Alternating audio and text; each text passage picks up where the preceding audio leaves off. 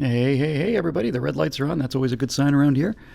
Red lights are on for record and stream, and the green bars are up to 5. That's where they usually are, right before they crap out.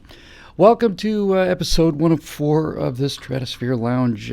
Just a regular grab bag edition today. Just keep the wheels lubricated, that kind of thing. Been a rough week. Last week I was sick as a dog. I was recording, normally record Afterburners on Tuesday, and I had to push it back to Friday for It's the Steel. And I just damn near went down between takes. I mean, they had a steel rod up my back to keep me vertical there. It was tough. About a week ago, I guess it was a week ago Monday night, I was at the gym, and then I got home and I was just getting something to eat in the apartment, and I just started shaking. I was just freezing, and it ain't freezing out here. It's bloody hot. So I don't know if you've ever had that situation when you get that flu comes on and you start you're sweating and you're freezing at the same time. So that was a fun couple nights, and then it's one thing led to another, and by the time it got to be Wednesday or Thursday last week, I hadn't eaten for 3 days. However, I'm doing much better now. Got a tiny little tickle cough, but otherwise not too bad. Didn't get into my lungs or sinuses or anything. Kind of came and went, so that wasn't too bad, I suppose. But enough true tales of adventure. It was worse than Ebola, because it happened to me. So kind of lost all of last week. Just kind of got chopped up. Didn't do much flying lately either, which has got me a little concerned. It went not a problem really. I went out to take a friend for a ride, and that's a sign that something's going to happen, and it was really minor. We just went out. One of the things we didn't get to maybe mentioned on the flying show, that virtually every single engine aircraft out there has a dual ignition system. They're completely independent of each other, and one of the things we do just before we fly, run the engine up to almost flight power, and we turn one off and we run it on one, and then we turn that one back on and we turn the other one off and we run it on the other. And I did it's called a magneto check. I did the mag check out there, and went to one side and it was just humming. Went to the other and it was just kind of rough. It was supposed to drop 150 RPM. It dropped almost 300. And it was shaking a little bit, not terribly, but it sounded like a bad plug. So I have to change the plugs, and I can do it. I just was out all week, so that's kind of a drag. Plus, it's still so bloody hot out here. The wings are just going to melt off of this plastic airplane. I'm telling you, it's just appalling. I want to get that long, easy re-canopied too. I really want to put like the canopy from hell on that. As a matter of fact, if you will bear with me for one moment, I might have that picture handy. Although I bet I don't. Hang on a second. I want to put an actual, honest to God, serious canopy on. Here we go. That's a PSD. You might take it. Let's see if we get lucky. Yeah, hey, how about that? I'll show you what I want to do. This is a Photoshop work, and I know people are going to just laugh, but I just happen to think it's really, really cool. So the problem with the Long Easy is the canopy is very, very tight, and it's so tight that it bounces off of, my headsets are touching the top of it. And that's a problem because the canopy rail comes to about here, and you don't have a lot of great visibility, and I want to sit considerably higher. But like I said, Bert designs for efficiency, and if it, as they said about Bert, if he throws a part of the airplane up in the air and it comes back down again, then it's too heavy. So the tight little canopy is very efficient, very low drag, but I want something bigger, so let's see if this will work. So this is a combination of Photoshop with the Long Easy, the standard Long Easy with the pilots in the same position, and this is the canopy I'd like on it. I think this looks wicked cool. I'm calling that the Easy Hornet because it's a F-18, F-18 canopy. But that kind of thing is, that'll give you some actual headroom, and you could wear a helmet just like the real guys do. And also, it'll give me a chance to get up a little higher. And that's not a trivial thing, actually, because one of the things I found about landing this Long Easy is it's with your eye line down that low relative to the canopy. And I will say the only thing on the airplane I genuinely don't like on my airplane is the canopy. It's got a crack in the front, which has been drill stopped, so it's not going to spread. But the bottom about a bottom half inch of the canopy where it joins to the frame. It's just not very good optically. Wild Goose says I need a smaller head. Well, people have been telling me that for 50 years now. And so the problem is, since you're sitting really kind of low and you can't get any higher, and the nose is a long nose, you got the canard out here, and anyway, when you're trying to land the airplane, the only part of the runway you can see is on the bottom half inch of that canopy. You're looking straight down at the bottom of that, and that's optically pretty crummy. It's got a lot of distortion. Plus, since I normally wear glasses and they're bifocals, when I'm getting ready to land, I have to kind of, it's not only coming through the distortion, it's coming through the reading part of the bifocals, and it's just kind of gross. So, but recanoping an airplane is a big deal. So I'll have to get to that. Anyways, enough about the flying. And we got just a bunch of questions that we'll get to tonight. I had some interesting stuff I wanted to talk about, but I think I can tie it into one of these questions, actually. Excuse me, I'll be doing that a little bit tonight. Okay, here we go. Ready? Episode 104. Now, I don't know if we've seen her before, but the name's not terribly familiar, but our friend Teresa Heiser has got a couple questions on the list here. The Tiemans brothers are in some serious trouble. Get it together, Tiemans, because I don't tolerate weakness around here. You sit on your laurels, you're out of here. Okay, so first question tonight is from Teresa Heiser, and she says, is it just me, or did it seem like the 5 debaters last night had no idea that a Democrat has been president for a term and a half now? I am proud to say I didn't watch the debate. I don't normally watch them. I can't bear it. But I did obviously hear what's going on. That's an indication, isn't it, really? It's a great question. Of course they don't want to talk about the fact that there's been a Democrat in there for 7 years, because everybody knows the economy's crap. Everybody knows that the world's going to hell.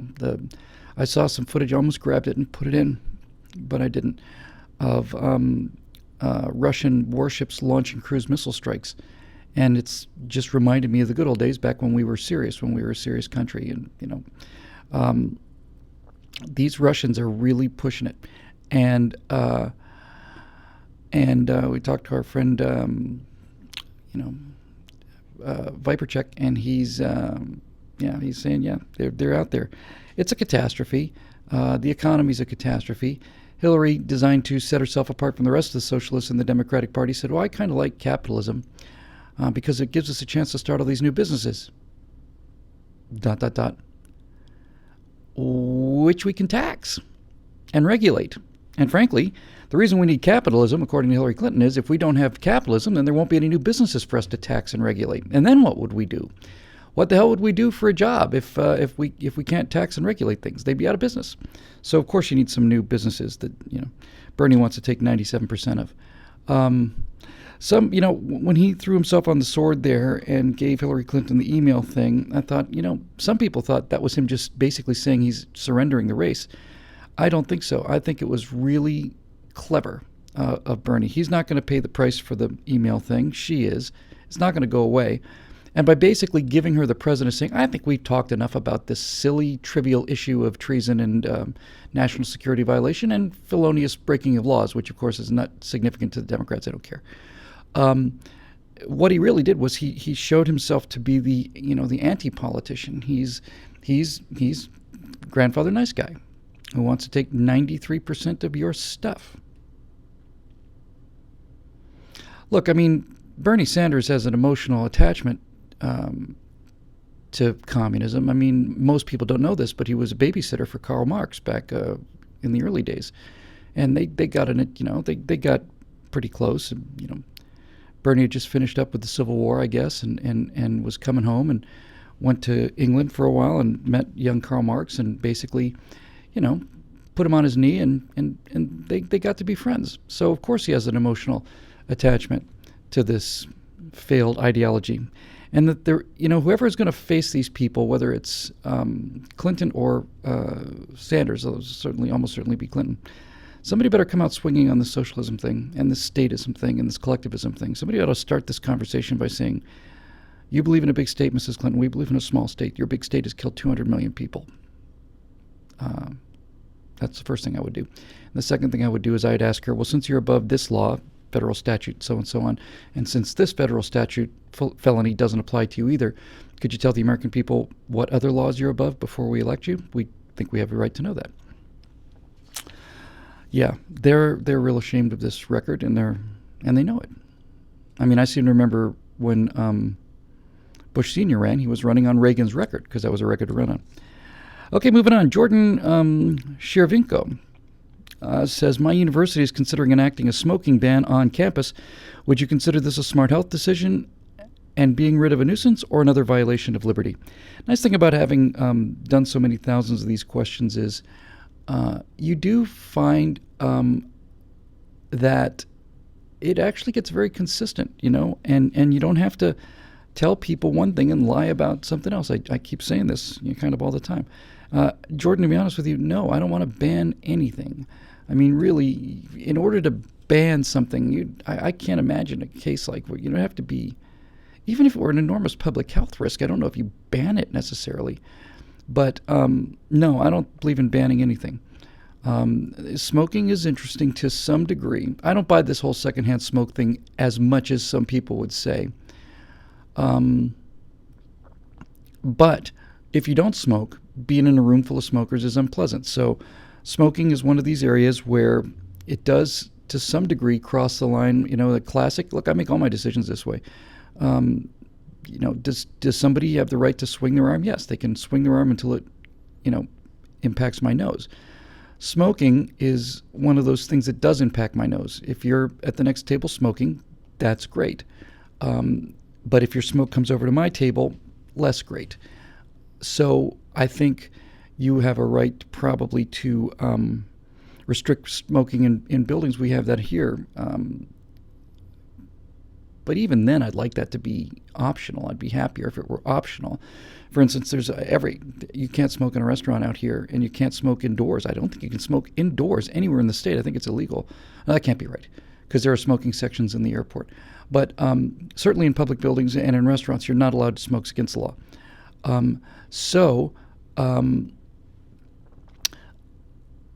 I think as far as the university is concerned, I think they have a right to say we have a no smoking policy in the classroom or whatever. But look, outdoors, no. You don't get a right to ban smoking.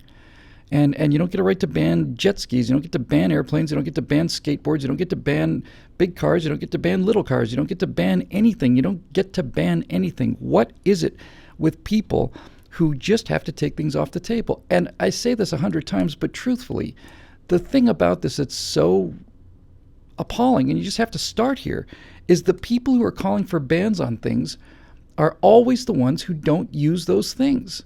You never hear people calling for bans on what they use.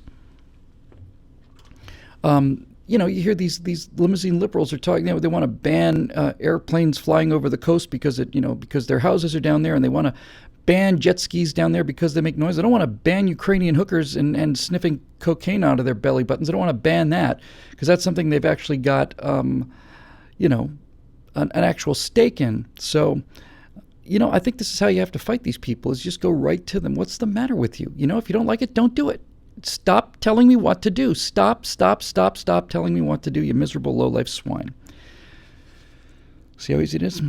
Ray Schneider, not to be confused with Roy Scheider. Ray Schneider asks, how do we save the education system, which seems hell-bent on destroying the culture? You don't save it. The education system is the Titanic, and it's too big to change. You simply have to abandon ship. That's all there is to it at this point. LA Unified School District, I believe, is the largest school district in the nation. And the union entrenchment there and the mindset, LAUSD, I don't remember the numbers. I want to say it's in the thousands. I'm quite certain it's in the hundreds. Hundreds, if not thousands, of teachers are paid by LAUSD not to teach. They're disciplinary cases, and they were removed from classrooms for whatever reason, but they weren't fired because they can't be fired because it's an immortal union rice bowl. So they pay them to do nothing. And when you've got something that screwed up, you can fight it all you want to, but you're not going to change it. It's time to bail out. And that's when you get into homeschooling, charter schools. Of course, again, the more I do this, the more I realize it's all the moral argument, because that's all they deal with. The rational argument's not appealing to them. And you know what? They're right. The rational argument is not as effective as the emotional argument is. We just have to accept that. It's true for everybody. But if you really want to fight these public school system, you basically say, why do you hate poor black kids so much that you won't allow them to have charter schools in their neighborhoods? They're begging for this. They're begging for a chance to get an education, and you're preventing them. Why do you hate black people so much? What's the matter with you? And that gets their attention. So this brings up one of the things I've been thinking about for the last week or so. And this is kind of it's a great thing about the Stratosphere Lounge. I get to tell people about things early, and we get to sort it out. I have said for a while that I think the great tragedy of life today in America is we have the worst educated generation on one hand in those millennials, and on the other hand, we have the best educated generation in terms of the greatest generation that's retired and is dying off now. And it's a crime not to put these two things together. A guy who taught economics who was a CPA for 50 years, that guy can teach economics better than a 22-year-old education major. And so can a chemical engineer, and so can a machinist, and all the rest of it. So you got all this incredible pool of talent out there that's not going to use. And I've talked about that before, but I have had some refinements on this thought. I do a show on PJTV for members only called Hot Seat, and it's basically like Time Over Target. And one of those questions was about suicide rates among veterans, and I said to the Hot Seat audience, and I'll say it here too, if you're feeling like that, if you're feeling, like you're really at the end of your rope, you contact me. You contact me at info@billwhittle.com, and I'll get back to you the second I get that email. That'll go to my assistant, which improves the odds of it being answered, not reducing them, believe me. And I got a question there about this suicide rate, and so I called this guy. I emailed him back and got him on the phone, talked to him for about an hour and a half, I guess, on a drive. Great guy, seems to be doing fine now, but he'd had these thoughts about it. And I talked to him about this. I know we have a lot of veterans here. Monday night I did a fifth fundraiser for Veterans Airlift Command, which flies severely injured, although you don't have to be severely injured, just have to have a Purple Heart for being wounded in combat. And they will put a Gulfstream jet or a Learjet or a Falcon jet at your disposal or your family's disposal. If you were injured in combat, they will fly you and your family anywhere you want to go, anytime you want to go there, for 100% free. Veterans Airlift Command on the website, and they don't need a big background check. If you just tell them what unit you're in, when you were wounded, and transportation will arrive. So it's a pleasure to do fundraisers for that. So I've had a chance to talk with some of those guys, some of the really, really badly injured guys, quadruple amputees. My friend Mike Schlitz, who lost both his hands and his nose and his eyelids and his ears, and so, you have these guys coming back, and it's getting worse. And my speculation is that, well, first of all, if you've been one of these guys that deployed to Iraq or Afghanistan over the last 12 years, or what is it now? Oh my God, 13 years, and you watched your friends die over there, and you did that in order to win a victory, and then you won the victory, and it turns out there were no U.S. deaths in Iraq for, 4 months, 6 months of the final year of George Bush's administration, not a single fatality. And then you have this guy come around and just throw it away. That's going to be pretty depressing, I would think. And it's true in Afghanistan as well. So we kind of know what the problem is. But see, the thing with these progressives is they think, and you'll hear them, because this is their fig leaf, because they know it's just not very chic to spit on the troops the way they used to back in the olden days, the good old days. You could spit on a soldier coming back from an overseas deployment, spit on him in the airport, and everybody applaud you. Nowadays, sadly for them, if they tried to spit on a soldier coming out of the airport today, civilians like me would pound them into a pulp, and we'd spend the night in jail and be a badge of honor. So they have to have this fig leaf now, these progressives. And I'm getting to this education thing, believe it or not. And so the fig leaf is, they say, oh, I support our troops, bring them home. Support the troops, bring them home. Preferably in their original packaging, because their resale value is higher if they're in mint condition. Yeah, support the troops, bring them home. They don't understand. They don't understand that they don't understand why people sign up. You don't do it. I'm pretty sure you don't do it for the money. People join the military, especially the pointy end of the spear, combat military. Although God knows they couldn't do it without the support people. But I'm talking about people that are signing up to get shot at one way or another. I think my experience has been that they're doing it for one of two reasons, and presumably both most of the time. One of them is they need to test themselves. This is what young men need to do. And it's true for a certain small number of women. They seem to certainly have that same drive. But we'll just say men for the time being, because it is the overwhelming majority of men who are in these combat positions. These young men need to be tested, and it's in our genes. We're built that way. We need it. And my experience, which is now in the legend books and will never go away, and every time I do a show with our friend Vipercheck here, my friend Foghorn, that naming ceremony down there was the best day of my life. And it was the best day of my life because I was flying and it was friends and all that. But it was the best day of my life because it was the most important day of my life. I haven't had a chance in this society to have a rite of passage like that, where you have to earn your way into it. And I earned my way into that squadron, although it took me a while to figure it out. They don't just do that for everybody. So the work I've done earned it, got me into it, and I'm very proud of that. But it was a tremendous feeling for me. And you get that when you're in the military. When you're working with guys who you depend on for your life and they depend on you for their lives, that is something you don't get in the civilian world. And there are a number of people that are attracted to that, and that's why they join the military. And the other reason they join the military is because they want to kill bad guys and defend their country and keep their country safe. It's not a joke to them. It's not trivial. They think it's the most important thing they can do. So they sign on the dotted line and agree to be sent someplace where they could have their only life shot out from underneath them in order to defend the rights of these douchebags that sit in New York Times skyscrapers and talk about new men and how they need to spoon and be the little spoon. And they don't care. Well, I'm sure they care, but they just do it. They soldier on. So when they get out of the military, if there's no objective, if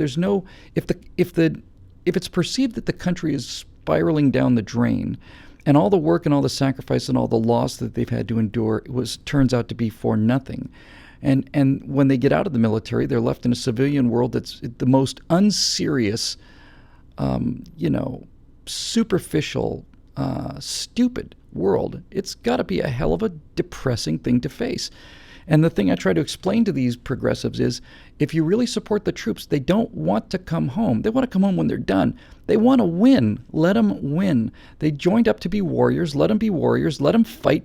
Cut the chains on them. Let them go do what they want to do and do well and decently and honorably. Get out of their way. Let them kill some bad guys. And then they can come home. They don't want to come home. See, this is the perception. The perception is, well, they're economically disadvantaged. They're not very smart. They're from the rural areas, and there's obviously no jobs out there. It's the only reason they joined the Halliburton Death March for oil. They don't have a clue. They don't know anybody in the military. They don't have any friends who are veterans. They don't have any contact with them.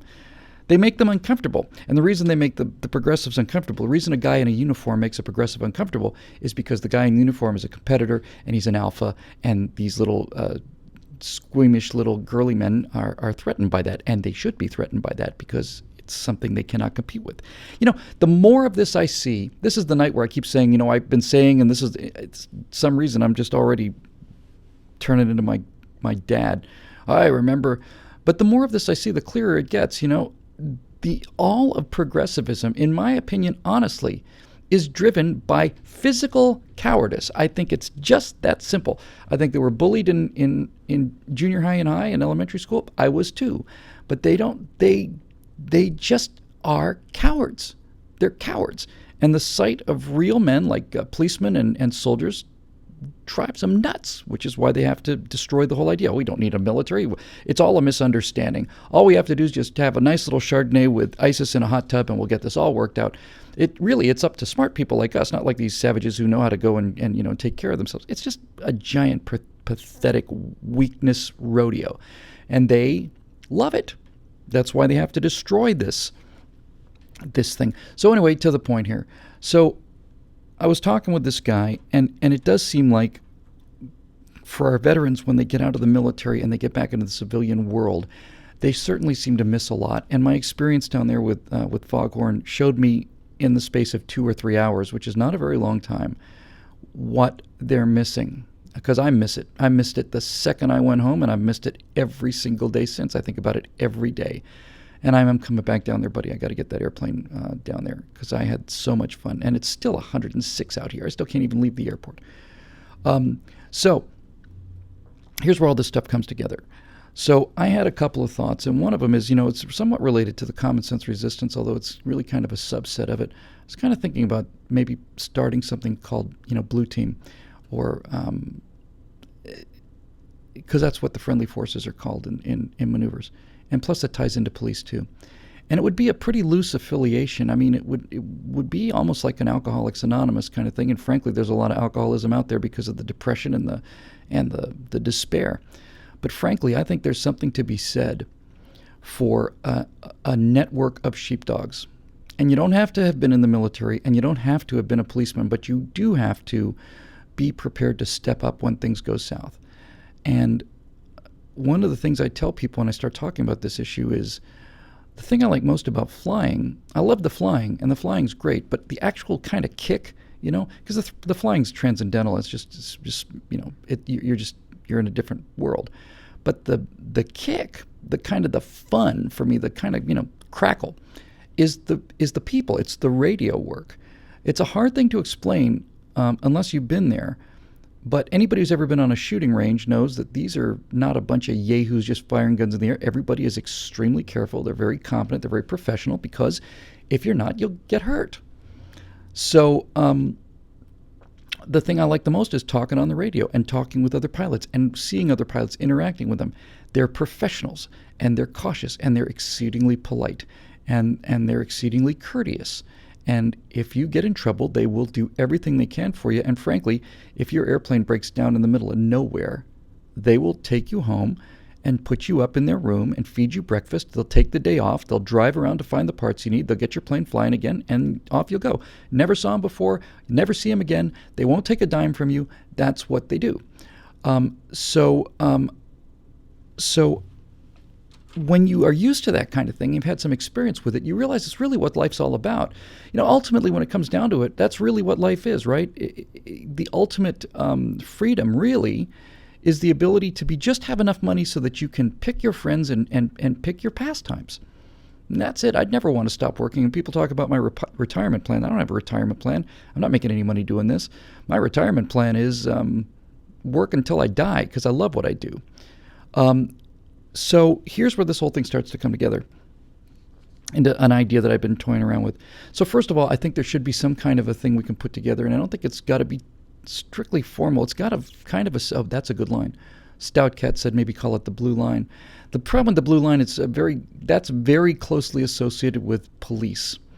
Blue team, blue squad, blue force sounds a little harsher than I would like. But there should be an opt-in fraternity for former warfighters, policemen, former policemen, and people like me who are good in emergencies. And we ought to just stick together. We ought to go out drinking together. And we ought to go have fun and do barbecues and do all this other stuff, because we're similar people. This is what I was getting at a second ago. That's what life is about, right? You want to be around people who are like you and people you admire. The reason I got so deathly quiet during that naming ceremony, when I realized this wasn't going to be banter, this was going to be me shutting up and having people throwing, feces at me for an hour and a half. The reason that I did that was because I respected these guys so much. I respected them so much, and I wanted to be accepted by them because I admire them. And so I think this idea of this kind of brotherhood out there is a really good idea, and it bears more developing. Now, I only had this idea just a few days ago. I only had that conversation with this guy on Monday night. This is relatively new. And it's got a bit of the common sense resistance feel to it, but it is important that it's different. It's got to be tough guys and girls, but you got to be able to play ball here. Now, then I had another idea. I was talking to, I don't know how many of you saw the It's the Steel Afterburner I did about fatherlessness and how so many of these shooters are fatherless boys, and these numbers are going to increase, that these millennials have so many of them are raised by single moms. And for those of you who are not actually, that was about to come out certainly snippier than I wanted it to. Let me rephrase that. By saying that most of these murderers and violent criminals have absent fathers, some people hear me say that's the result of just being raised by moms, as if it's their fault. It's not their fault. I've seen a lot of single moms in action, and it's a terribly, terribly difficult thing to do. It's virtually impossible to do because, frankly, good parenting, I think, is based on good cop, bad cop. I think that's how it's supposed to work and how it does work. But there are a lot of let's just use the term underfathered boys out there. A lot of them. And those numbers are growing. And not only are they underfathered, they've been feminized by the pop culture and demonized by the pop culture. Their self-esteem is zero, and they're lost. And if they don't get found, some of them, some small number of them, are going to go off the grid. Hey, Don, how are you? So I was thinking, this idea I'd had floating around in my head for a while. And now we finally get to the point of the question about the education. I've had this idea for a while, and I never really got it together, but then all these things kind of do coalesce, and that's usually a sign that something big is going on. I actually wanted to start an academy for young men. I've always wanted to do that. I've been wanting to do it for years. And I thought, just as a pilot program, this is an important distinction, by the way. I do not want disadvantaged, troubled kids. There is certainly a great, enormous need for troubled kids, mentoring and tutoring and stuff. I'm not that guy.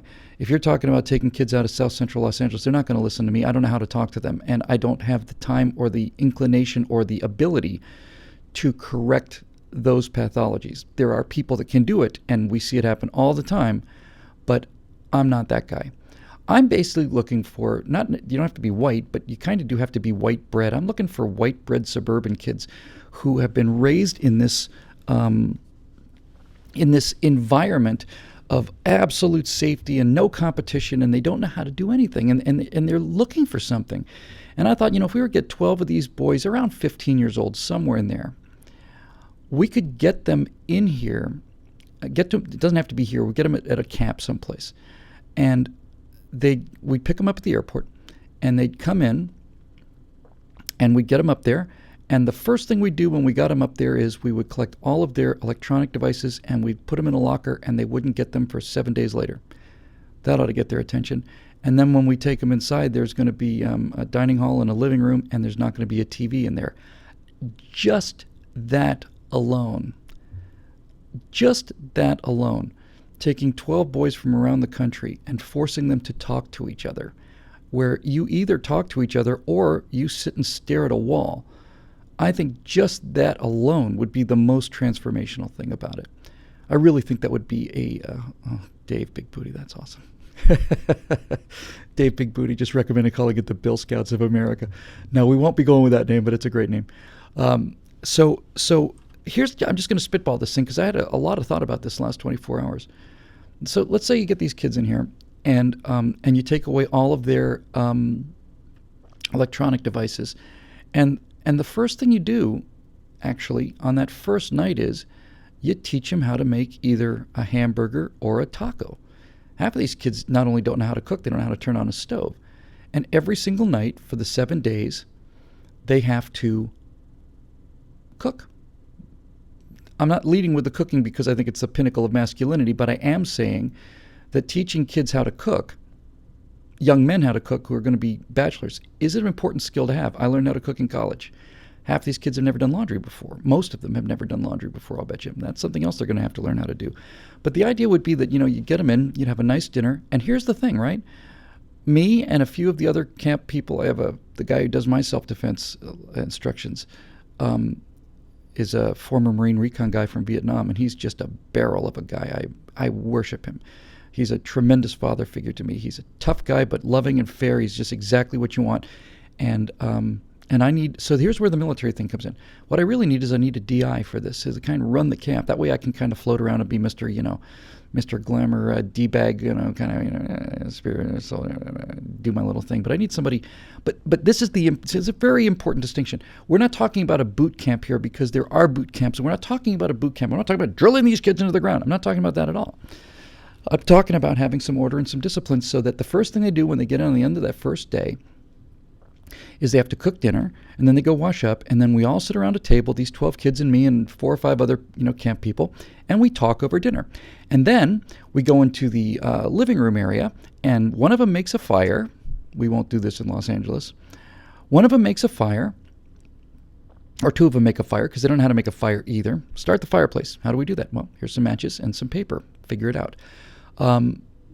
So we start a fire, and then we sit in this room, all of us, in a circle, and we have a topic, and it's a serious topic. Does God exist? What is truth? Define honor. And every single night there's a different topic, and we talk about this for an hour, hour and a half. That's it. That's what we do. And it's not a classroom. It's a post-dinner conversation over a fireplace. These are the boring parts of it, but I think this would just have a tremendous effect on people. I think you partner them up randomly. They don't get to pick their partners. It's a great thing about 12 is everybody talks about the decimal system. We're such savages because we're not on the decimal system. 10 is a terrible number. It's a freaky bad number. 12 is a far better number. A great thing about 12 is you have a group of 12. You have 12 individuals. You have 6 teams of 2, 2 teams of 6, 3 teams of 4, 4 teams of 3. It's fantastic. So if I had 12 kids, they'd each get randomly assigned a partner. Those partners form partners of 4, and then off you go. So the next day, you want to make this fun. The next day, I would talk to my friend, the seal. The only way I found out it was a seal was because I spent 6 months in his presence before he never told me. His girlfriend told me, because the real guys don't have to tell you because they do it. But I think day 2, we take these kids out to a range. We put 10 rounds of .223 ammunition downrange in an AR-15, and then we switch the bolts out, and from that point on we shoot 22. But they need to know what an AR-15 round feels like going off the shoulder. And they get some pistol practice, and they get some rifle practice. And maybe we do that again for the next couple of days. And everybody gets plenty of times, not a class of 50. Everybody gets to shoot, and at the end of that segment, everybody gets a picture with their targets, with their rifle targets, with their pistol targets. It's all about the safety. It's all about the discipline. Some of them are going to walk up and pick up the gun, and then they're going to get that range kind of, whoa, stand still. Where do you think you're going? And they'll understand this is how you deal with deadly objects. You deal with them respectfully. And let me tell you something. I don't have to tell this audience this by and large, but until you pull the trigger on a gun, you don't really know what it's like, because it is just like, it's amazing. It's a tremendous feeling. It's a great feeling. It's an empowering feeling, and it makes you feel like a man.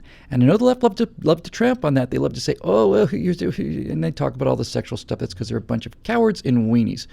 If you can put 30,000 atmospheres of pressure in the palm of your hand and fire a lead projectile at, supersonic speeds and do it consistently and accurately, that's a powerful feeling.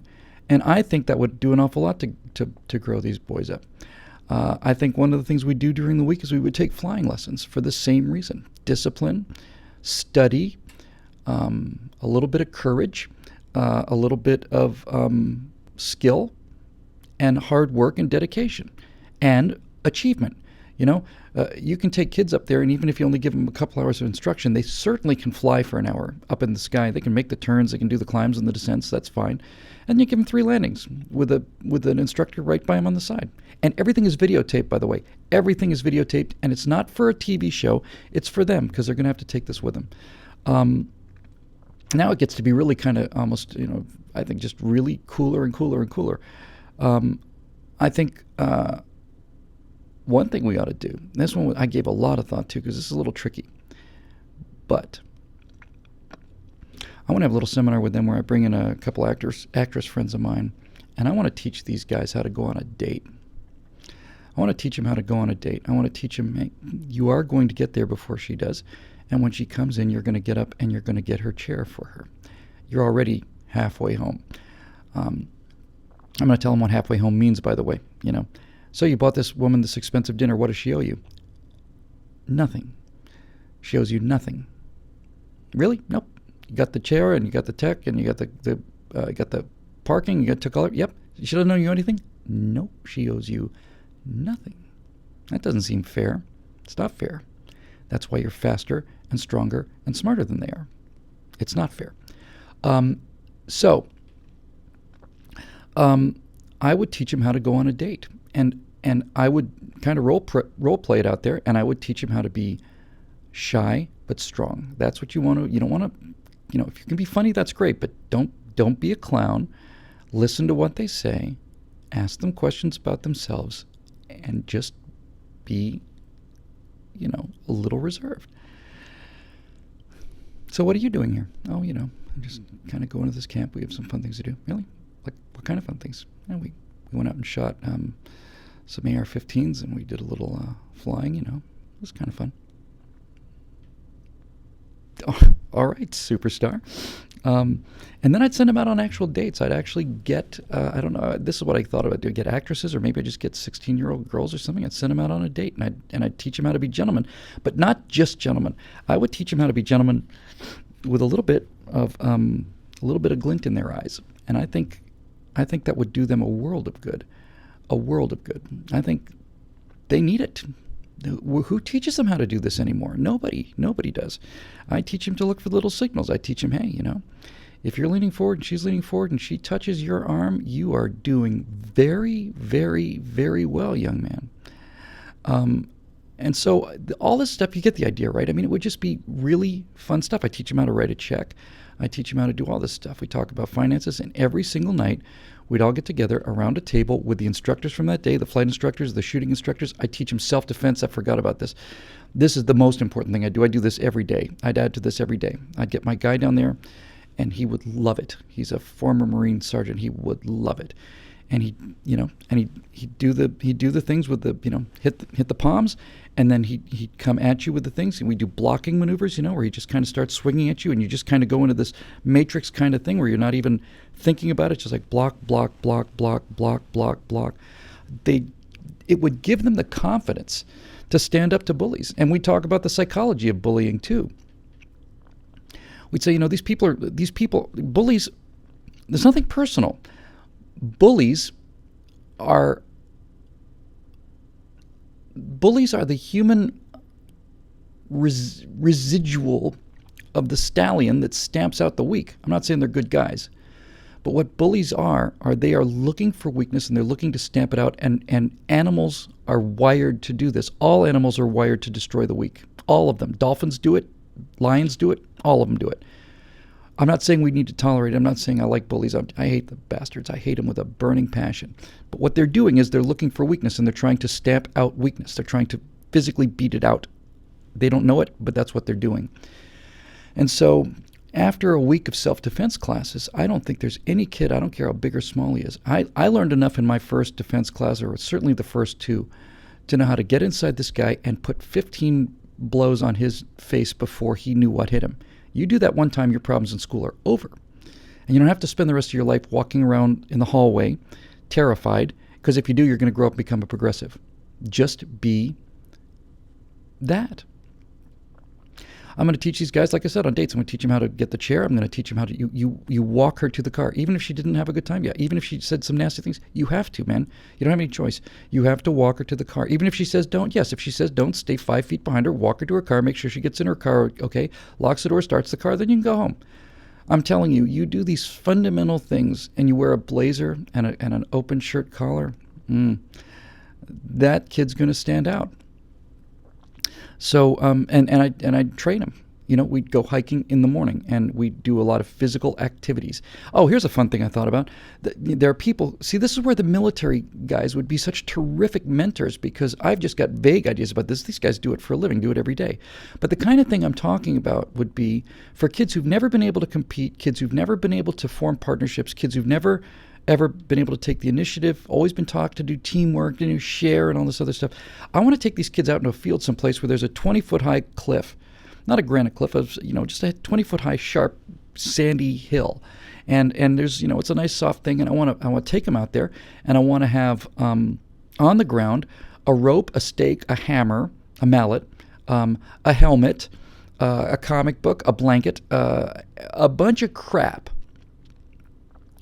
and say to them, all 12 of you have to be up there. And it's got to be at least twice as high as 2 of them together. Well, how do we do that? That's not my problem. That's your problem. And let them figure it out. Let them figure out, well, we have to get, a human pyramid, get the smallest guy up there. He can go and drive in the stake. We can put the rope around the stake. One of us comes up. When the weakest one stays down below, we pull the weak guy up. And up on the top there maybe is like a safe or something, or a box or something like that. And it says, to be opened when all 12 of you are up here. And then they open it, and it's filled with peanut M&Ms, which is the only chocolate they're going to get their entire week stay because they've been eating, healthy. So that kind of thing, this kind of obstacle course, not even obstacle course. I like these problem-solving things, but physical problem-solving things. I think you're required to take a little risk. Here's a pond. Here is what you got, and 5 of you have to get to that side without getting wet. I don't care how you do it. That kind of stuff is awesome. It's just great. And then the final thing would be, this is the way I kind of think the graduation ceremony would be. Oh, here's one more thing. We're going to take away all of their electronic devices. We're going to take away their smartphones and their tablets, all. It's just going to go away the second they get there. That'll be a surprise. But what we aren't going to do is we're actually going to issue cameras, issue video cameras that can be used to take stills. And I want them to document this for each other. So, yeah, and we'll be shooting it as well. So I'm serious about this. I would hire an editor to edit each video of the day that night. And then the final night at the end of a week would be this. The final night at the end of a week would be, hopefully the mothers come out, or the fathers, mothers and fathers, whoever. If they can get family to come out, great. If not, that's fine. We'll have a few people there. And the final thing is a dinner where the kids cook the dinner because they've done all the cooking, and it's a decent dinner. It's an event. It's a multi-course meal that they've cooked. And then before anybody comes into the dining hall, these kids go back into their dorm, and they have to put on dress slacks, tied shoes. They have to put on a button-down shirt with cufflinks, and we will provide them with the cufflinks, and we'll provide them with a tie, and the tie will have the name of the academy on it, and we'll teach them how to tie a tie, and they'll get them a blazer, and that'll have a little crest of the academy on it, and we'll provide that too. And at the end of the night, I want these boys to come out in ties and blazers and slacks, and I want them to walk out into the anteroom, and I want them to escort their own moms on their arms, bring them to the table, get the chairs for them, sit them down, and then everybody sits down and we laugh and talk about all the fun we had. And then the final thing that happens is after that's over, we go into a room where we've got a big screen and we show highlights of all the videos. We show all of these kids landing airplanes. We show all of these kids shooting. We show all these kids going up over the hill. We see somebody falling. We see somebody pushing somebody up. We see them arguing, screaming, whatever. I think that at the end of that, everybody gets a copy of the total tape and everybody gets a copy of the stuff they shot. And they get their blazers and they get their cufflinks and they get their ties and they get to go home. I think it would change them. And one of the things I've been studying for a long time is this idea of non-hierarchical structures. And one of the things that was really promoted as incredibly successful was AA. Now, whether you think AA is successful in curing alcoholism, put that aside for a minute. What was tremendously successful with AA was how AA spread. When Bill W. got together with some of the other guys, and somebody, because he invented the meeting. He invented the 12 steps, wrote it down, he invented it out of whole cloth. And somebody else said, this is really working, and I'd like to do this in another meeting across town. And they had a decision to make right then, and that is, all right, so what do? Do we incorporate Alcoholics Anonymous? Do we copyright the book? Do we sell the book? Do we do this? How do we do this? And Bill just said, no, we give it away for free, and we tell people how we did it, and we tell them what we think works. But, you're on your own. So I think that if you were to do that and tape it, you could start a real movement, because it would spread like wildfire. You'd have to have a curriculum, and it'd have to be standardized to a large degree, but I think that's really important. And Sarge just said there's such a thing like that. It's called youngmarines.org, and it's awesome and it sounds awesome. But here's the thing about that, Sarge. While I think that this experience would encourage many of these boys to think about joining the military, it's not a pre-military kind of thing. See, if you're going into the military, you don't have to worry about this stuff, right? I mean, if you're the kind of kid that's going to join the Marines or something, you have to worry about teaching that kid how to shoot. You don't have to teach him about manners. You don't have to teach him about honor. He knows all these things. He's going to be a Marine, for God's sakes. I'm talking about kids that are going to grow up and be graphic designers, or kids that are going to grow up and be, whatever. They've never had a chance to be men. They don't know how to do it. I teach them how to shave.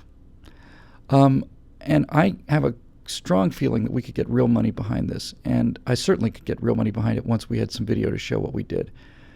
And I think this kind of thing would give young men a chance to really bond and make lifelong friends, because they don't make lifelong friends anymore. Why would they? They don't talk to their friends. They talk to their tablets.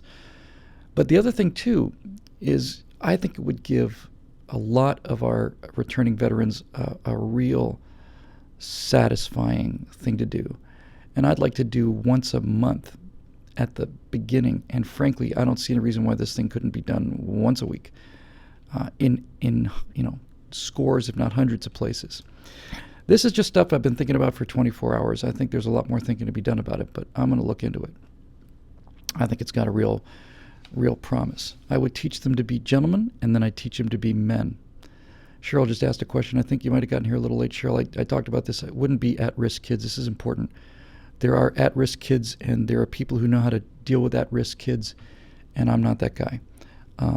This is for the good, decent kids out there who know they're missing something, or at least feel like they're missing something. And it's also especially for all the single moms that work so hard out there, because they're going to get taught respect. They're going to have respect drilled into them, if it's not into them already. But I don't think they're bad kids. I think they're just looking for a way. And I think this idea of a final dinner where they escort their moms in there, dressed up, is a big deal. I think it's a big, big, big, big deal. As M2 Foster says, it's a pack, not a herd, right? We're not making anybody do anything. And, these kind of things can sometimes just really take off. I certainly think there's a need for it, and that's certainly a good sign. This one's very brief. Susan Speakman had a bit of a question asking, since Eject is now defunct, is there anywhere online where they can find the stuff and so on? I don't know why it's defunct, but I'm trying hard to get it back. I just have so much that I have to catch up on for being sick. But I just wanted to take that question, Susan, to let you know my intention is to get Eject back up again in its entirety, and I'll throw a link to it on the BillWhittle.com page. Zachariah Tiemens has a question. He says, when it comes to humor, how do you define what is and isn't in bad taste, especially in this age of political correctness and oversensitivity? Once again, I'm kind of back to my banning idea from the beginning. I'm sorry, just a quick question. It's an important one. It just came in from the Iron Phil. He said, do you keep in touch with the kids after the 7 days? We would keep in touch with them. I would love to keep in touch with them. But the main thing that I'd like to see out of that is, would they keep in touch with each other? I hope to think that they would. And somebody else, Dave DiNardo, had a question about the age groups. I was just going with 15 for the pilot thing. This thing could be for 13-year-olds. There'd be a group for 17-year-olds and probably a group for 20-year-olds. It'd be different, obviously. But, it'd be custom made for where they are and what they need. I would hope that if you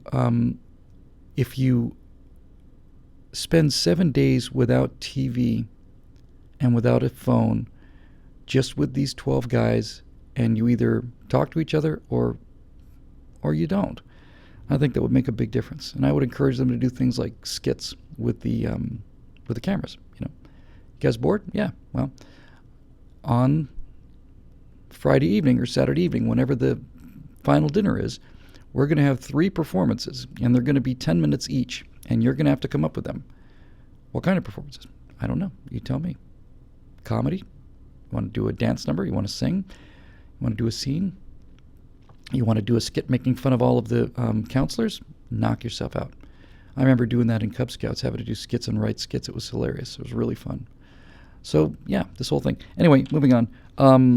So the question was, when it comes to humor, what's in bad taste? Well, first of all, I have a pretty simple definition of this. I thought about this a little bit. Because I have a very dark sense of humor, and it's gotten me in a lot of trouble. Hang on a second. Let's see if I can do this without kicking the cord over. And I like dark humor. Dark humor is what gets me through the day and the night. It's really what keeps me going. I think if you can't, the ability to laugh at things that are horrible is how I process things. But there is definitely humor that's in bad taste. And honestly, I think, why is it talking? Send it outside. We don't like it. Why did you bring it here? I think the answer is, Zechariah, is if it's not funny, it's in bad taste. I know that sounds like a fairly brutal definition, but if it is funny, then for me, it's okay. I mean, there's any number of jokes that are in appalling taste that make me laugh an awful lot. An awful lot. In fact, virtually all jokes are in bad taste when you get right down to it. I tell you my favorite limerick. Excuse me, sorry about this little flu residue. My favorite limerick is, there once was a man from Calcutta who had the most terrible stutter. He said pass the ham and the jam and the butter. I think that's brilliant. I think it's genius. That's the most genius limerick in the history of the world. And it's an appalling taste. But, yeah, I think, generally speaking, Zachariah, I'm going to come down on the side of, make whatever jokes you want to. I'm so tired of people being offended over everything. If you don't like it, then, guess what? You've been offended. Okay, guess what? I'm offended by you every single day, everywhere I go. Nothing but offended by your progressive weanieism and your constant crybabyism. Something hurt my feelings. And you're not allowed to hurt my feelings. Make them stop, government. What a bunch of losers. Cindy Lou Sin. Hi, Cindy's back again. A time machine has finally been invented, and you, Bill Whittle, have been offered the opportunity to travel backward or forward in time to any date you set. When would you go, and what would you propose to do with your time when you got there? I would go back in time and have dinner with Mark Twain. If I wanted to save the country, that's not what I would do. But if I could make one trip, one place, one time, I would go back in time and have dinner with Mark Twain. And I'd tell him what was coming. If I wanted to go down and do something to change history, this wasn't my idea. I think Scott Ott came up with this. I'd go knock off Woodrow Wilson. I'd just bump him down the stairs. I think he did so much damage.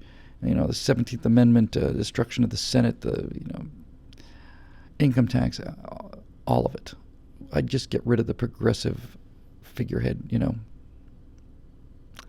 Yeah, he was not a good guy. Other than that, I wouldn't mind going forward to see how things turn out. There's a great Futurama episode about that where they go forward in time and they just can't go back.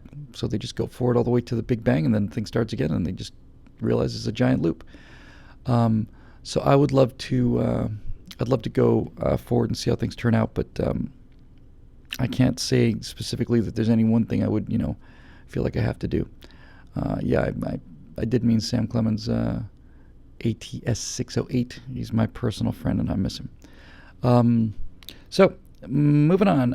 Zechariah Tiemens again. This is all based on rankings. Remember, ladies and gentlemen, I'm not playing favorites. I'm just simply obeying the will of the people. Yeah, by the way, Viper Check just got it. It's like he put a round into Karl Marx. That's actually my first thought, too. It's like I just bumped that bearded, miserable bastard off. Yeah, that's actually a good idea. Sure, let's do that. Let's do it. But let's not just use a bullet. Let's do something more fun, because we know what he's going to be responsible for. Sew him into a sack with an ape and a cat and throw them into the Tiber. Zechariah Tiemann says, we hear statements like not all feminists are like that, and that's not what libertarian is, and not all Muslims are terrorists, and not all men are rapists almost every day now. And it begs the question, how do you define group guilt, innocence, and responsibility? I don't believe in group guilt. I don't believe in group innocence or group responsibility. I don't believe in it. I just think it's a construct designed to bully people and intimidate them into doing what you want them to do. I do not believe in group guilt or responsibility, which is why I do not believe in social justice. I do believe in justice. I believe very strongly in justice. Everything I do in this world is designed because of my very strong sense of justice. There is such a thing as justice, and justice needs to be enforced. And there have been tremendous injustices in the world, but those are acts of individuals against other individuals. Hitler was an individual, and he committed murder against millions of individuals, for which he is responsible. And so did all the rest of the minions out there. They're individuals who committed crimes against other individuals. Does that mean that everybody who was a member of the Nazi Party needs to be punished for genocide? Categorically not. And this is my entire point.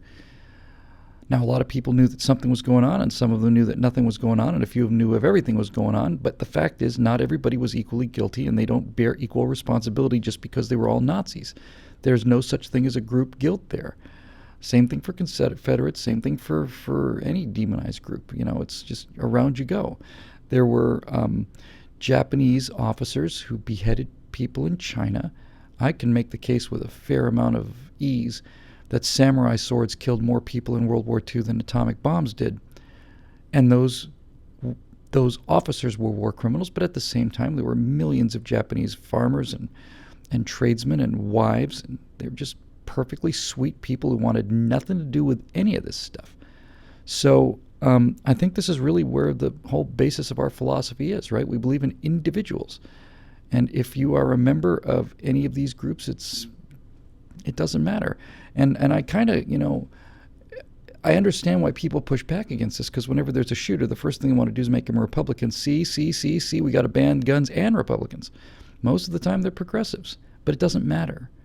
It doesn't matter that this guy was a progressive. He could have been Barack Obama's campaign manager, and he shoots up a school and kills 30 people. That's not the point. If he shot up 30 people, he's nuts. Doesn't matter what he was before he shot up 30 people. He's nuts, and it's up to him. He doesn't, because otherwise the whole thing becomes a giant false flag kind of thing, right? Oh, well, we got to get somebody to shoot up a school and have him be a Republican. That way we can ban Republicans. People think this way. Antonio Cunningham used a term, social justice. I talked about I don't believe in social justice, and I don't believe in these social justice warriors. Social justice warriors are a bunch of people with no achievements in their world whatsoever, who've never gotten a gold star for anything, and are bound and determined to excel at something, and what they're going to excel at is unearned moral superiority. They're going to show everybody how incredibly outraged they are, and also how incredibly, unbelievably, really, you could almost say divinely sensitive they are, and committed.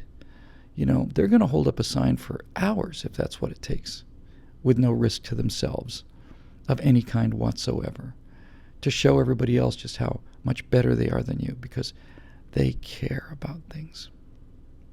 They care about things, and their policies make these things worse. They're horrible people, and they need to be called out on. Social justice warriors are fascists and Nazis who are trying to tell other people what to do, and the reason they're trying to do it is because they want the warm, fuzzy feeling of feeling better than other people, and they also want to be able to tell other people what to do because they can't get power on their own. Any other questions? Janine Ron asks, this is a great question. Janine Ron asks, which creator screwed up his creation more, George Lucas or Gene Roddenberry? It's a great question, but it's an absolute instant no-brainer, Janine. And the answer, of course, is George Lucas, because no one has screwed up anything worse than George Lucas screwed up Star Wars. No one has screwed up anything so severely or so maliciously as George Lucas did in those awful, awful, awful, awful movies. And for him, the maliciousness of it is what gets me about George Lucas, the sheer bastardliness of it. And I think the great example of this is when he does, because he wrote this crud. And finally, at the very, very, very end, is the climactic 60 seconds of 3 movies worth of computer-generated pablum. And the whole final scene is Darth Vader staggering off of his thing exactly like Frankenstein, with the big Frankenstein steps, and walking forward and then finding it. No, Lord Vader, she died in childbirth. You killed her. No. Okay, that's so awful, but that's not the point. It's so awful, and he was mocked for it so much that he then went in and overdubbed that no. Wasn't it into when Luke fell down the chute in Empire Strikes Back? He put it in there just to screw people. How dare you criticize me? And this business of going back and re-editing things so that Greedo shot first. Han shot first, and the reason Han shot first was because if Han had shot second, he'd be dead. Han shot first because Han was about to be killed by this guy, and he knew it, and Greedo knew it, and everybody around knew it, and that's why the cops weren't called, and that's why there's nothing to see here, because everybody knew that Greedo was about to kill him, take him back to Boba Fett and be killed, and Han didn't want to be killed, so he shot him. That's what I would have done. Greedo had a gun leveled on him, didn't he? I kind of think he did. You know what they say, Greedo? My dad told me this. You ever pull a gun on somebody, you better shoot him right away, because if you just sit there with a gun on somebody, they're going to kill you if they can. Those movies were so awful. And folks, I don't know if there's anybody out here who could have missed this by now, but of all the things I've recommended in the course of these shows, I can say with confidence I recommend this higher than anything. If you have not seen them yet, you need to look up I think it's Red Letter Media, not Red State Media. Let me just double check this, because this is worth the time and effort, believe me. I'm going to just confirm this.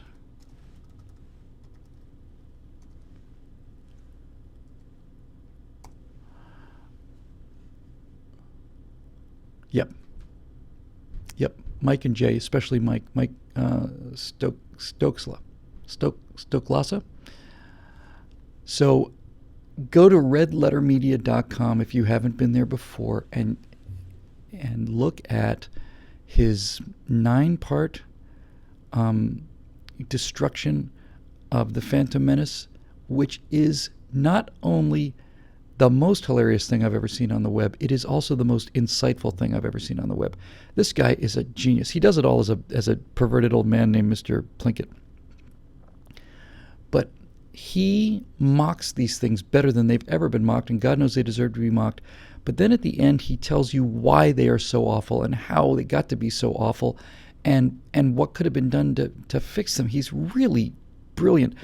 And then he did another 9 or 10-parter or 11-parter on Attack of the Clones. Then he did another 11-parter or 9-parter on Revenge of the Jedi. Is it Revenge of the Sith? Who knows? I don't even remember the name of the last one. They're so good.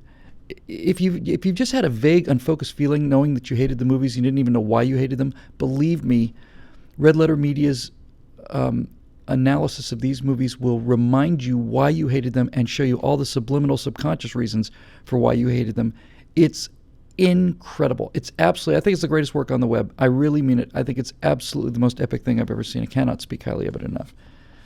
Hey, it's Teresa Heiser again. Concerning gun control. When the nation got serious about dealing with drunk driving because too many people were dying, we had PSAs and posters and billboards that read, "Take the keys, arrive alive, and friends don't let friends die drunk." They didn't go after car manufacturers or attempt to make them liable for their misuse. What happened since then to make those branding message geniuses stop making people the best possible deterrent to a possible tragedy by blaming the weapon? Well, one of the reasons they didn't decide to ban cars was because progressives drive cars, and so you can't ban something that they use. You can only ban things that they don't use. They don't use guns, so let's ban the guns.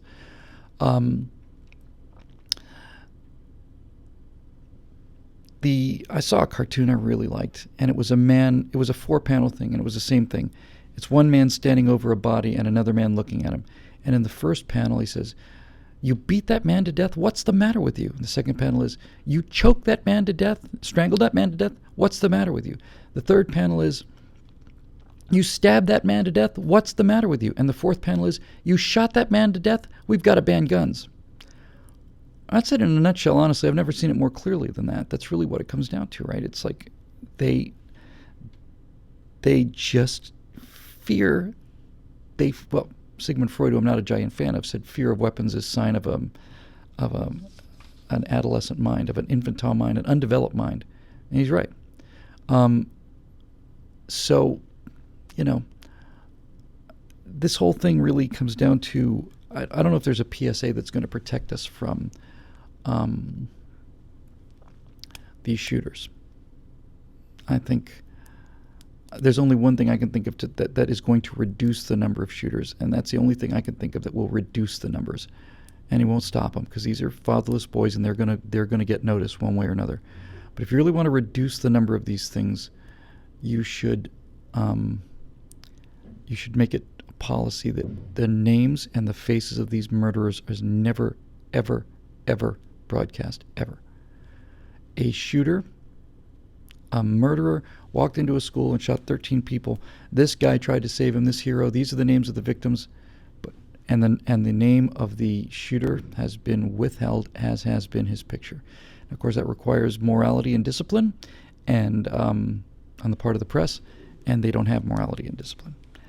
The first time a picture comes out, they're going to run with it because they're going to want to be out there in front of it. But if you want to reduce these shootings, which you really want to do, you should make sure that no one gets this publicity, because, look, when a kid shoots up a school, he's committing suicide. He's going to commit suicide anyway. It's a glorified form of death by cop. But look, I mean, think about how much sense this makes, right? I mean, it's a senseless shooting. It's a senseless tragedy. It's not senseless at all. It makes perfect sense. And this is you're not going to solve the problem until you get down to understanding this. It makes perfect sense what these kids are doing. It makes 100% total, crystal clear sense. They are going to kill themselves. They're so unhappy and so miserable, so filled with hate and rage and self-loathing and all the things they didn't get from their dad, that they are going to kill themselves. Now, if you're going to kill yourself and you feel like you're a loner and a loser and a nothing and a nobody, then why not fix that problem when you kill yourself? Why not go out in a blaze of glory? Why not have everybody who's ignored you your entire life speaking your name? Why not go out famous? If you've never had any friends, if you've never had any impact, if you've never felt like you've even been on this earth, what better way than be to talk of the entire country and probably the world if you can just get the kill count up high enough? It makes perfect sense what they're doing. Perfect sense. And until you understand that, it's not going to go away. That's why I think the only effective answer is, in terms of preventing them, is to make clear that no, you make the same argument against the Muslims, right? When you coat bullets in bacon grease, you can say to them, yeah, you're a psychomaniac. I understand that, because both of them are these mad jihadis and these mass shooters. They're both barking mad nuts. They're genuinely, obviously, needless to say, they're clinically insane because they're murdering people.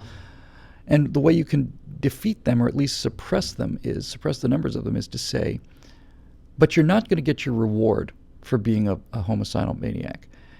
We're going to shoot bullets at you that have been coated in pig's grease, and your own Quran says that anyone who's been tainted by pork cannot enter the kingdom of heaven. So, yes, you can shoot up some of us, but you're not going to heaven. You're not getting the 72 virgins. You're not getting the pots of honey. You're going to burn in hell for what you did. Not because of what you did, but because we're going to shoot you with pig grease. That works. It worked in 1903 in the Moro Uprising in the Philippines. Once, I think it was Blackjack Pershing, said, no, we just shot 200 of them, throw 200 of them into a big ditch with pigs, and bury them together, and let 3 of them go home and tell the rest of the guys what they saw. And that was the end of it. It was over. Likewise, you have to make it clear to these potential shooters, your blaze of glory is not going to result in your immortality or your being admired or your picture being in the paper or anything like that. You're just going to go away. It will have an effect. It will help. It won't stop it. It'll help. The only way you can stop it is, Ben Carson got so much crap over this. Well, what Ben Carson said was so completely obvious. If somebody said, "Oh, Ben Carson was mugged once and he handed over his wallet." Of course, you'd hand over your wallet if somebody's got a gun on you in a back alley and they say, "Give me your wallet." You give them your wallet, right? That's just smart. That's not the same thing. If you go out to after a theater show one night and somebody says, "Give you a wallet," you give them a wallet and hopefully the guy will go away. But if you walk out into an alley one night and somebody says, "Come here," and he puts you up against the wall and there's 15 other people standing against the wall, and one by one he just goes down the line, shoots them in the back of the head, then your options are different, aren't they? And your choices are different and your motivation is different, all the rest of it. Of course you'd rush a guy like that. If a guy's going to blow up a plane or fly it into a building, if I'm looking at a 9mm down the end of that corridor, and that guy is defending the door to the flight deck, and if nobody gets past him, then I'm going to die anyway, obviously. And as we found out from the shooter, sometimes but this guy was, Chris Mintz was shot 7 times. He's out of the hospital. Other people were shot once. They're dead. We don't know if this guy can hit anything. You got to run him. And just like I said, ladies, gentlemen, everybody, when I say go, throw everything you got at this guy and keep throwing. And then see if he can hit me when I'm coming down the aisle, when he's getting, stiletto heels in his face. And behind me, presumably, is somebody else who doesn't. Look, you're going to die automatically. You're a dead man in a situation like that. You literally have nothing to lose. And that's the point Carson was making, and he's absolutely right. And that's why the left hates him, because what Carson is talking about requires courage. And they don't have any courage. They would rather just sit there and die. It sounds incredible, doesn't it, to people like us? But it's less effort. And at some level, it's much easier for them. It's much easier for them to stand up against the wall, bow your head, and wait your turn. It's much easier than it is to rush the guy. I'd be screaming at the top of my lungs. I would fly through the air for that last 5 feet, and my teeth would land on his nose. I'd rip his nose off his face, and I'd stab his eyes out with my car keys. He may be shooting me the whole time, and that may end up me being dead, but I was going to be dead anyway. And if I'm on top of this guy dead, then the guy behind us got a chance, right? That's just how we think. That's what's different between us and them. Okay, we got 5 to go. Susan Speakman says, Russia in the Ukraine, Russia in Syria, Russia doing bombing runs in Syria, etc. Is there any chance that President Obama is not completely delusional when he states that leadership equals shouting about global warming, global cooling, global climate change, Gaia worship? And if not, how do we go about having him committed to an asylum? We did a trifecta on this just yesterday, where he was interviewed on 60 Minutes and confronted with the fact that we're being made fools out of and that Putin is challenging his leadership. And you could see, if watch the trifecta, if nothing else, because what's fascinating about that is not what Russia's actually doing, which is appalling enough, but you can watch the little wheels going behind Barack Obama's eyes. It's like, wait a minute, hold on. This isn't a question about my favorite color or how awesome is it to be me. This is an actual question. And you can see in his eyes, and what you see in his eyes is fear. And listen to him respond, fear. And fear of a question, fear of a tough question. And basically, this interviewer won't let him go.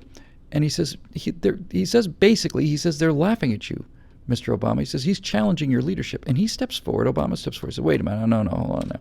If you're saying that ruining your country's economy and going in foreign adventures is leadership, then we got a different definition of leadership. And I leaped out of my chair when I saw that on Trifecta. I said, no, we don't. You've ruined our country, and you've gone on these foreign adventures. You call yourself a leader. But basically, Obama went on to say that leadership is getting a climate control treaty. Having the entire Middle East turn into a Russian camp when it used to be an American camp, that's not really relevant to anything, is it? Because he's a weenie. He's a weakling, and he's not very smart. He's at the worst. He has no character. He's never been challenged. I saw this today on the Drudge Report, I think. There is a head of a government, some major diplomat of a major European power like Germany or something. He didn't say which country. But he basically asked one of our diplomats, what are your impeachment procedures? We're quite convinced your president is clinically insane. I'm convinced of it too. It's a, this country's fallen an awful long way when an American patriot like me admires the Russian president more than they admire the American president. Vladimir Putin's a murderer. There's no question he's a murderer. He's probably murdered people with his own hands. He's based in Lubyanka, which has killed 850,000 people, if not more. He's a murderer from a murdering society and a society of alcoholics and brutal people. And I'd switch him tomorrow with our president, because Putin loves his country, and Putin stands up for his country. And Putin, he's a man. He's not a good man, but he's a man. In fact, I never really thought about this before, but this is, in fact, the entire dynamic right in front of our eyes. Putin is a bad man. The left thinks that the answer to a bad man is a nothing man, a no man, a non-man, man-child Barack. But it's not working out that way. He's not listening to reason, and he's not, apparently, this has got to be really shocking news for all of you, but apparently Vladimir Putin is not impressed or swayed by that big smile and the assurances that Barack Obama's on the job. He seems to have very little regard for this. And so the answer becomes the only alternative to bad men are good men. The way you stop the Russians with guys like Brezhnev and Gorbachev is with the Americans with a guy like Reagan, another strong man who happens to be a good man. You fight bad men with good men. You don't fight them with no men. It's really pretty simple. And it's a catastrophe, Susan. It gets worse every day. We haven't seen the bottom of it. Obama's going to do an awful lot more in his final year. He's going to kick the daylights out of this anthill before he leaves. It's going to be hard to watch. Max Wild says, have you read Robert Heinlein's Starship Troopers? If so, what do you think of his approach to limiting the franchise only to those who are veterans? When I read it when I was a kid, I thought it was a great idea. I'm thinking less of it now. I think, look, he makes a compelling case. And basically, for those of you who haven't read the book, what Heinlein is saying in Starship Troopers is, you should not have a say in how society is run unless you've been willing to give your life for it. It doesn't mean you can't live in society, and it doesn't mean you don't have rights or anything else. Just the vote was limited to veterans or people who'd served the government in one way or another. As I get older, I begin to wonder if service of the state being the only qualifications for the franchise is exactly the way to go. I don't believe that anymore. I do think that we have gotten very far away from the idea of everybody having skin in the game. If you had to ask me what I would do to change things, to make things more equitable, more, less people stealing from the government, I would simply change the tax code. I'd make sure that everybody paid the same percentage of tax. A tax raise on one person was a tax raise on everybody. If there's, blatant waste, everybody's paying blatant waste. I think that's a better solution than saying that only veterans can vote. I don't think that's the essence of it. And certainly if you talk to the founders, and I think the founders were 100% clued in. If you went to the founders with that, I think they would have had a cow. They had a great deal of concern about a standing army, and elitism of any kind of, palace guard, any kind of aristocracy, any kind of, that kind of thing. And I think that's where I would end up with it. I don't think the founders would have liked it. On retrospect, I don't like it. But what Heinlein was getting at was important, and that was the idea that you have to have some stake in this business. You can't just take from it without putting something in. I think that's spot on. 3 to go. David R. DiNardo asks, if a Democrat wins the presidency, is this the end? No, it's never the end. It's the end when the last person stops fighting these swine. If a Democrat wins the presidency, we're just in even worse trouble. Look, there's a part of me that is at this place now where it's like, if this thing is going to collapse, the sooner it collapses, the better. Because the sooner it collapses, the more of us who remember what it was like before then are left. What terrifies me is a 20-year collapse. And when I say collapse, I don't just mean an economic collapse, a collapse of social structures. It may not come to that, although I think it might actually. I think that we really need to win this election in a very, very, very big way. And if we don't, then we have even more work to do. And I don't know how else to put it. I don't think there's much beyond speculation there that nobody else can speculate on, right? I mean, that's pretty much it. We have to make sure they don't win, and if they do, then we have to just keep fighting them. And it's going to be worse. It can always get worse. And if Hillary Clinton wins this thing, or Bernie Sanders, then it will get much worse. Although I don't even know if that's true. I don't, seriously, how does it get worse than this guy? I just don't see how it gets worse than this guy. Hillary's one of the most awful people in the world, but she's ruthless. And she's evil. But Obama's just evil. So, yeah, that's depressing. David, we're going to fight our little guns off until we don't have any ammo left, and then we'll fight them with the clubs. 2 to go. Aloe Conson asks, is the K shift imminent, or are we stuck with this R-selected mire for the foreseeable future? I did have one little RK thought not too long ago, and it's got to do with the yin-yang symbol. You know, the rotating kind of crescents. They look a bit like teardrops that are bending around in a circle. When that sometimes it's not done correctly, because when it is done correctly, you get the little black tadpole and chasing the little white tadpole, and it's a giant wheel, a giant circle of these two things.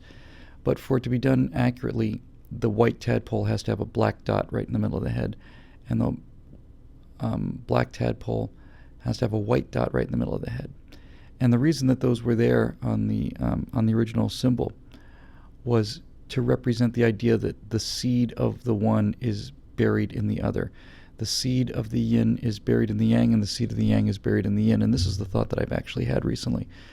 And that is that this is obviously a cycle of history. It doesn't feel like a wheel. And the reason it doesn't feel like a wheel is because the legs are a very, very different length. The amount of time it takes to build a society is centuries. The amount of time it takes to destroy a society is years or decades.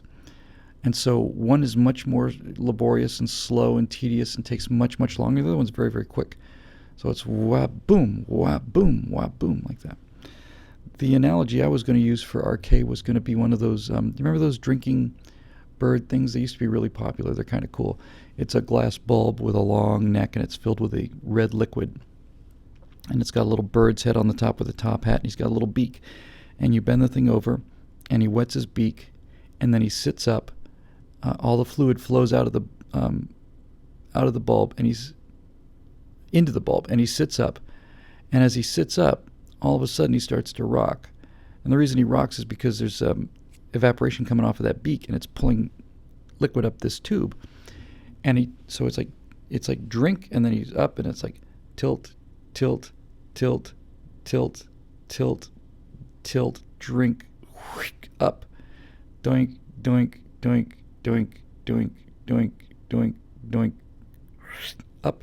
That's what civilization looks like. That's what the cycles of civilization look like. Long time going one way, very quick going the other. So the reason I came back to the yin-yang thing is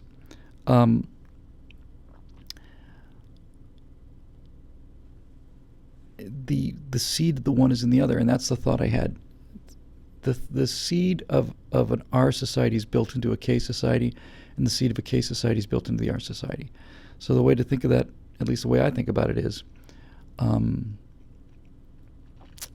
when you have a growing society, a society on the rise, a healthy society that's expanding, that's confident, that's got a lot of unity, it's fighting for its life, and then suddenly it's doing well, then it's doing very well, then it's on its way up. Embedded in that K society is the success that's going to come, and when that success comes, it's going to lead to progressivism, and that will destroy that society. So the seeds of progressivism are built into the conservative growth of a civilization. And the more successful the Ks are at creating the civilization, the more successful they are at trade, which is competition, the more successful they are at warfare, which is competition, the more successful they are at innovation, which is competition, the more successful they will be. And the more successful they will be, the sooner that R seed will come out, because people start to perceive success and security and prosperity as the default condition, and then everybody flips over to R, and then we don't care if we waste $50 billion on something else. Well, it's just money. We got plenty of money. No, we don't. All this stuff that's tolerated, all this weakness, all this, if people are getting lathered up about things like trigger warnings, you don't have that problem when, wolves eat your little sister. You pretty much get in there. And so the seeds of our society are built into the K. The seeds of the collapse, of the progressive collapse of civilization, is built into the growing conservative civilization. And likewise, unfortunately, or fortunately, the seed of a K society is built into the R's. Right now, it's become an R society. Our society's become R. We become based on reproductive rate and anti-competition and anti-fitness and all the rest. So this society is going to collapse. And when it does collapse, the people who are going to go extinct are not the conservatives. They're going to be the liberals. Because when the ATMs go down and when the rule of law breaks down, the people that will survive will be the ones who know how to shoot and know how to ration, know how to take care of themselves. That's us. And so the seeds of the destruction of the K society are built into the R's, and the seeds of the destruction of the R society built into the K's. And that's why it's a circle. That's why it goes round and round and round. Hyper Ion team over there just put up a comment that I liked. I don't know if I talked to you about this before. If I have, it'll be a while. He asked me if I was going to talk about the Cifers. I would be absolutely amazed if he had come up with this on his own. And gosh darn it, I've got his name. Bill. He had a brother, science fiction guy. Okay, so look. So there was a science fiction role-playing game that I played a lot of when I was a kid called Traveler. And Traveler was written by a guy named Mike Mitch. And a bunch of the early guys who were contributing to the original Traveler was a guy named Bill. Somebody will come up in a second for me here. And he was just an artist. He was a sketch artist and stuff. So Traveler ran its course around, I guess, 7-8 great years. And then they decided to, kind of up it and modify it and redo it. And they came out with a game called Traveler 2300, which is set much, much closer in the future. It's much more practical and gritty. I like 2300 an awful lot. All spaceship combat was much more realistic, all that stuff. And then there was an alien race in Traveler 2300 written by Bill. Damn it. I want to say O'Neill, but that's not it. Somebody come up with it in a second. So, William Keith. So Bill Keith basically wrote, it was basically just a science fiction role-playing game supplement about an alien race. And the alien race was called the Cifers. And William Keith, 30 years ago, got this whole thing, whether he knew it or not, he got it. So let me just tell you about this, because it's actually a very profoundly interesting way to think about what we're seeing here. According to Keith, there's this ancient race called the Cifers, and they've been around for hundreds of thousands of years. They had civilization for hundreds of thousands of years, and the base intelligence of a Cifer soldier is 60 or 70. They're barely able to get dressed. Because unlike us, who are descended from hunters and gatherers, the Cifers were descended from scavengers on a planet with a great deal of ultraviolet light. And they have these giant carapaces on their back. That's why they call them Cifers, because they look like gigantic insects. So what he wanted was a really brutal alien, big and strong, because the planet had much higher gravity. So they're faster than we are because their gravity's higher, because things fall faster. They're stronger. They're much, much tougher. And they're brutal, and they've got these mandibles in their face that look a bit like the Predator in Aliens versus Predator. But here's the thing about the Cifers that William Keith did that was just genius. Basically what he said was, this species had evolved in an interesting way, where if they were feeding on a carcass, these proto-Cifers, pre-civilized Cifers, if they were feeding on a carcass, you don't need a whole lot of intelligence. Intelligence is really slowing you down. It's just a lot of stuff you have to carry, and you don't really need it. But he said that if a threat came along, something very similar to the adrenaline reaction in humans, where if you're just relaxing or something, you hear a loud noise or you see a monster or something like that, your body pumps adrenaline into your system. What the adrenaline does is it gets your heart rate up right away, constricts all these blood vessels, gets you going, ready to fight or flee. And he said that what the Cifers had happen to them was that similar kind of reaction, but basically what it did was it instantly cranked their IQ up 20 or 30 points. 20 or 30 points. A very quick and very short-term IQ boost to help them deal with the threat. And if they survived the threat, then within an hour or so, they'd revert back to their 60 or 70 IQ, except that every time it happened, there was some small residual gain of an IQ point or so. And so what happened to this species was, if you survived enough combats, let's say you start out with an IQ of 70, and you survive 10 combats, and every time in 10 combats, you have this quick boost of intelligence, maybe knock you all the way up to 100 or something, and then instead of going down to 70, you went down to 72, and the next time you went down to 78, and the next time you went down to 81, then you went down to 83. After a number of combats, your base intelligence would be permanently higher. And so basically what he said was, the cycle of civilization for the Cifers was groups of warrior tribes, which were very successful warriors, got ever more successful because they became more and more intelligent. Every battle they fought, they became more and more intelligent. And once they got intelligent enough, they realized, you know what, we shouldn't be wandering out there like nomads. Let's build some walls. Let's build a city. We can smelt some weapons. And then you had the smartest of these Cifers behind city walls with like bronze weapons, going out against these nomadic savages out there with either sticks or sharp rocks or whatever. And needless to say, you've got the smartest animals in a city with better weapons. They're invincible for a generation. And the new Cifers growing up inside the city get no hardship at all. They get no threats. They get no stimulation. They get stupid. While meanwhile, outside the walls, the term he used were the smart barbarians. They're having to deal with all kinds of predators. They're having to deal with looking for food. So the people outside the walls are constantly being challenged and threatened. So their intelligence level is staying relatively high. And after a generation or two or three, the city dwellers who built all this stuff are so stupid because of their security that the external smart barbarians come in and kick their butts. And then they become the city dwellers, and they get stupid. And then the new nomads come in and kick their butts. And the Cifers had a dread, a sort of an innate sort of a dread, like the boogeyman, as an ancestral kind of a fear of the smart barbarians, of those people outside the walls who were smarter than they were, who were going to come and kill them and eat their children, because they were cannibalistic, these Cifers, or could be. And so how did this cycle ever get broken? Well, it turned out that a Cifers genius named Striker of Stars was born a genius. He may have been like 110 IQ, a really very smart Cifers, was born aware enough when they have a naming ceremony, the first time they inflict violence on them, and they wake up with this kind of sudden, like, oh my God, they're aware of things, and they're first time this happens to them, they said, name yourself. And usually it's, they're so confused, it's just a name. But if somebody had the presence of mind to pick a name for himself, a name of power and destiny, that was a guy to watch. So this one little Cifers genius is, in ritual combat, and he gets this adrenaline boost, and his IQ's up there, and name yourself. I am Striker of Stars. Well, Striker of Stars was a Cifers genius.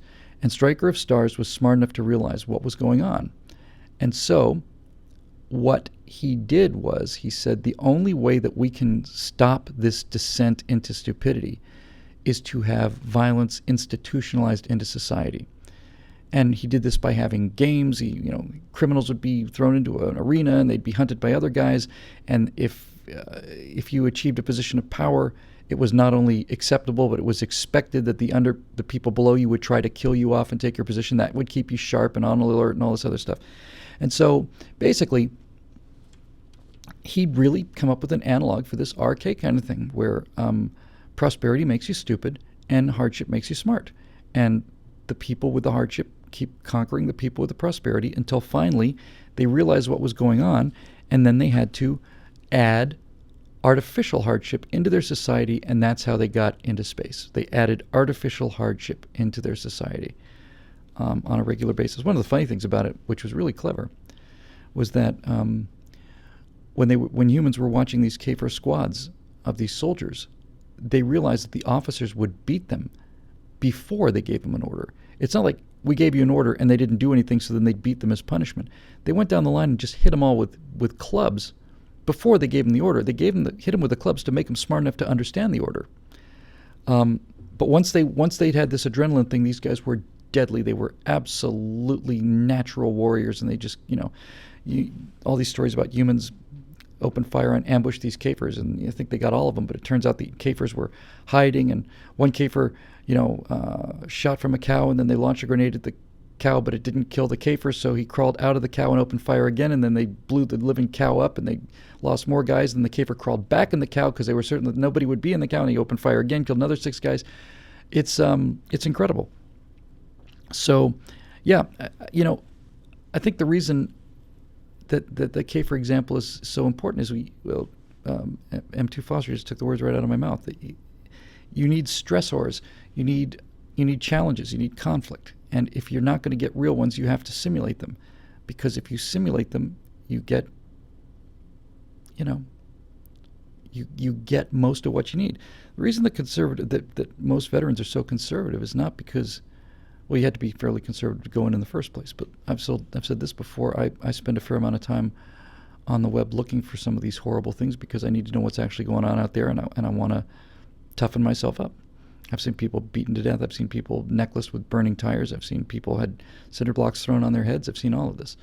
And when you've seen this, when you see what people not only can do but do all the time in that big world out there, in most of the world, and you see what happens to somebody who steals a bicycle in an African village, or what happens to a guy who's molested a child in Brazil, you see what it's like to see a guy beaten to death over 20 minutes, and when he's bleeding out and gasping for breath and they pour gasoline on him and set him on fire, you begin to realize that this whole Disneyland thing is an illusion, and it's maintained by tough people who volunteer to go out there. And it stresses me enough to realize that, no, the guys that are out there are the right guys, and the guys that are in their hot tubs in the Hollywood Hills or in their faculty lounge at Harvard don't have a goddamn clue what's going on in the world. Not a clue. They don't know, and they don't want to know. They think that wishing makes things so, and they think that, if you concentrate on the color purple, maybe your crops will grow better, and all the rest of this nonsense. And we got to fight them. We got to fight them. That's all there is to it. And that's why they want us eliminated. They want conservatives out of the picture. I'm not saying they want us in death camps, although some of them do. They would like us to go away because we make them uncomfortable by pointing out that reality is not as pleasant as they want to believe it is. They don't like us doing that. And that's why they don't like us defending ourselves either, because when one of us defends ourselves, it proves that our theory is right, that courage will save your life. They don't want to hear that because they don't have any courage. They'd rather just everybody died equally. I'm convinced of that. Anyway, I think that'll probably do it for episode 104. Just your standard basic Stratosphere Lounge. Not too long this time, 1 hour and 43 minutes of outgassing by yours truly, Bill Whittle here at the Stratosphere Lounge. And as always, we'd like to close by thanking our members. I've got a bunch of ideas about this. I really want to talk about it tonight. I'll let this sit a little while longer, but I did have a really tremendous flash of insight on what I'm doing wrong with this business and what I'm actually selling. I'd really just suddenly lit up as, oh, I see, doing everything backwards. So we can have that conversation maybe next week or the week after. We'll see. Hope to get some flying done between now and then. But as always, I want to thank all of you out there, Stratosphere Loungers. That's family, and especially those of you who are subscribers over at BillWhittle.com. You put the orange paint on the wall back there. You put the Gorn Captain right there. That's all because of you, and we're very, very grateful as always. So thanks for joining us, and I suppose it's really just down to we'll see you next time. So for everybody here at the Stratosphere Lounge HQ, I'm Bill Whittle, and we'll see you for 105.